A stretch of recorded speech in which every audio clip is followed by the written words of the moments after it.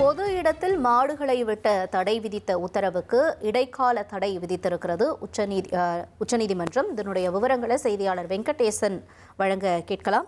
வெங்கடேசன், இந்த வழக்கு தொடர்பான தகவல்களை பதிவு செய்யுங்க.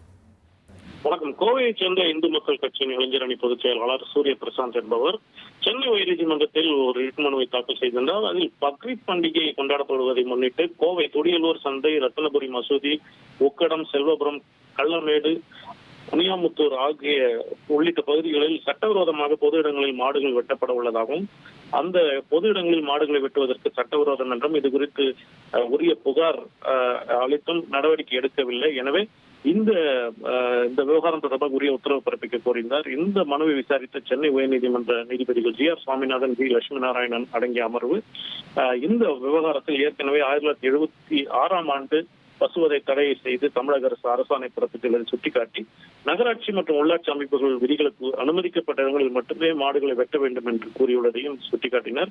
மேலும் இந்த பொது இடங்களில் மாடுகளை வெட்ட தடை விதித்தும் பொது இடங்களில் மாடுகள் வெட்டப்படவில்லை என்பதை தமிழ்நாடு அரசின் தலைமைச் செயலாளரும் டிஜிபியும் உறுதி செய்ய வேண்டும் என்று உத்தரவிட்டிருந்தனர்.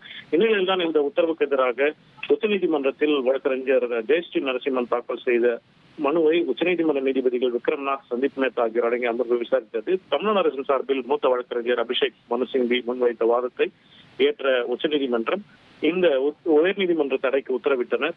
இதனிடையே எதிர்மனுதாரர் சார்பில் ஆஜரான வழக்கறிஞர் யோகேஸ்வரன் இது தவறாக புரிந்து கொள்ளப்பட்ட மேல்முறையீடு மனு என்று வாதிட்டார். இருப்பினும் இந்த மேல்முறையீடு மனுவுக்கு பதிலளிக்குமாறு உச்சநீதிமன்றம் உத்தரவிட்டு சென்னை உயர்நீதிமன்ற உத்தரவுக்கு இடைக்கால தடை விதித்துள்ளனர். உங்களுடைய விரிவான தகவல்களுக்கு நன்றி வெங்கடேசன்.